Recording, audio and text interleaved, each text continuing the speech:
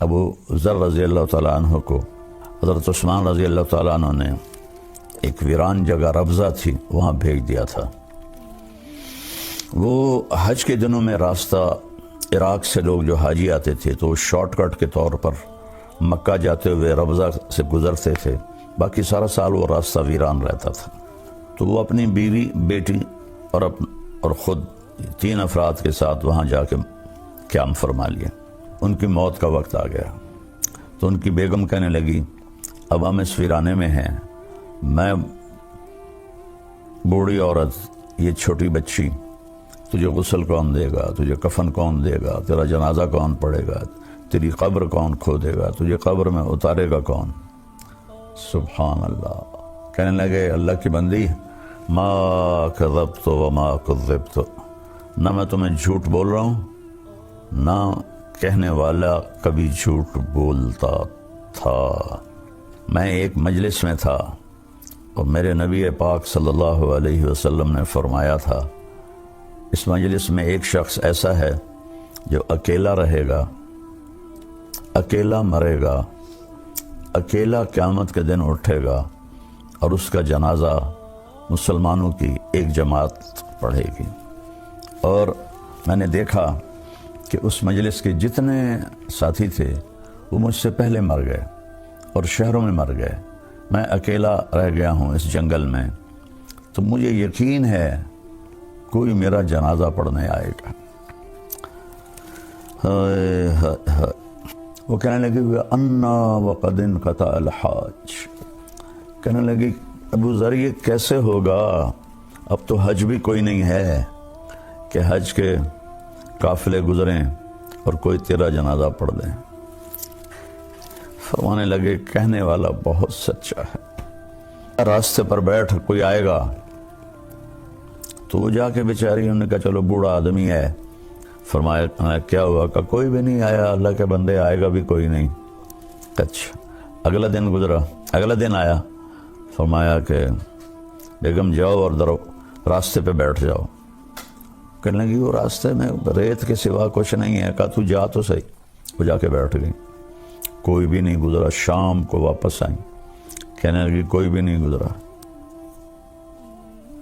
تیسرا دن آیا اور آپ کو اپنی موت کی آہٹ محسوس ہوئی تو بیٹی سے کہنے لگے بیٹی بکرا ذبح کر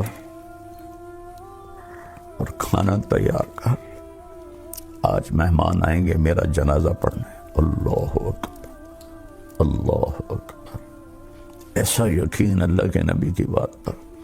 وہ بھی دل میں کہنے لگی بیچارہ مرنے والا ہے، ابا اس کی کوئی عقل پہ مسئلہ آ گیا ہے۔ بیوی سے کہا جاؤ جا کے راستے میں بیٹھو۔ سبحان اللہ۔ دوپہر سے پہلے، دوپہر ہو رہی تھی تو دور سے غبار اڑتا نظر آیا۔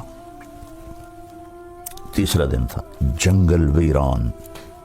جب اس نے غبار اڑتا دیکھا تو وہ کھڑی ہو گئی، انہوں نے ایسے اپنا ہاتھ لہرایا تو وہ جو سوار تھے 20 آدمی تھے، سارے اونٹوں پہ سوار تھے، تو انہوں نے دیکھا ویرانے میں ایک عورت کھڑی ہوئی ہے تو انہوں نے اپنے اونٹوں کا رخ پھیر دیا اس بی بی کی طرف، تو کہنے لگی هل لکم من رغبت ان تسلوا جنازۃ صحابی الرسول، فرمانے لگے کیا آپ لوگ مہربانی کریں گے کہ ایک صحابی رسول فوت ہو رہا ہے، اس کا جنازہ پڑھو گا۔ تو انہوں نے پوچھا من ہوا، کون ہے وہ؟ انہوں نے کہا ابو ذر غفاری۔ تو سب رونے لگے، سب، اور سب کے منہ سے نکلا نفدیہ بآبائنا و امہاتنا، ہمارے ماں باپ ابو ذر پہ قربان۔ یہ کون لوگ تھے؟ ان کے امیر تھے حضرت عبداللہ بن مسعود رضی اللہ تعالیٰ عنہ، جو بہت بڑے صحابہ میں سے ہیں، بدری صحابی ہیں۔ یہ عمرے کے لیے جا رہے تھے مکہ مکرمہ، تو شارٹ کٹ اختیار کیا کہ جلدی عمرے پر پہنچ جائیں۔ حج تو گزر چکا تھا، اصل تو وہ عمرے کے لیے نہیں جا رہے تھے، میرا رب ابو ذر کے جنازے کے لیے ان کو عراق سے چلے تھے۔ جب یہ وہاں ان کے گھر داخل ہوئے تو ابو ذر مسکرائے اور اپنی بیوی سے فرمایا آ گیا نا، دیکھ لیا نا، میں نہیں کہتا تھا نہ میں جھوٹ کہہ رہا ہوں، نہ کہنے والے نے جھوٹ کہا تھا۔ پھر فرمایا کہ حالانکہ ان میں عبداللہ بن مسعود بھی موجود ہیں، دیکھو بھائی مجھے کفن وہ دے جس نے کبھی حکومت کی نوکری نہ کی ہو، اور حکومت تو اس وقت نہیں تھی، خلافت راشدہ تھی حضرت عثمان کی، اور میرا جنازہ وہ پڑھائے جس نے حکومت کی نوکری نہ کی ہو۔ تو سب کے سب نے کی ہوئی تھی۔ ایک نوجوان بالکل انصاری، اس نے کہا، عمر میں چھوٹا تھا، انہوں نے کہا جی میں نے آج تک حکومت کی کوئی نوکری نہیں کی، اور یہ جو احرام ہے یہ میری ماں نے اپنے ہاتھوں سے تیار کیا، جیسے گھر میں کھڑیوں پر تیار ہوتا تھا، یہ میری ماں نے تیار کیا ہے کہ بس یہ میرا احرام ہوگا، یہ میرا کفن ہوگا، اور تو میرا جنازہ پڑھائے۔ باتیں کرتے کرتے ان کا انتقال ہو گیا۔ تو انہوں نے سارے رسومات پوری کر کے جنازہ پڑھا کے دفن کر کے جب جانے لگے تو حضرت ابو ذر کی بیٹی نے کہا حضرت عبدہ بن مسعود سے، یا عم الی الغدا، کھانا کھا لے۔ کہنے لگے انا لکی بنا علم، تمہیں کیسے ہمارا علم تھا کہ ہم آ رہے ہیں؟ کہ ابا نے کہا تھا کہ آج ضرور آئیں گے، اللہ کے نبی نے کہا تھا ضرور آئیں گے۔ تو عبداللہ بن مسعود اتنا روئے، کہنے لگے واہ ابو ذر، تو نے مر کے بھی سخاوت نہ چھوڑ،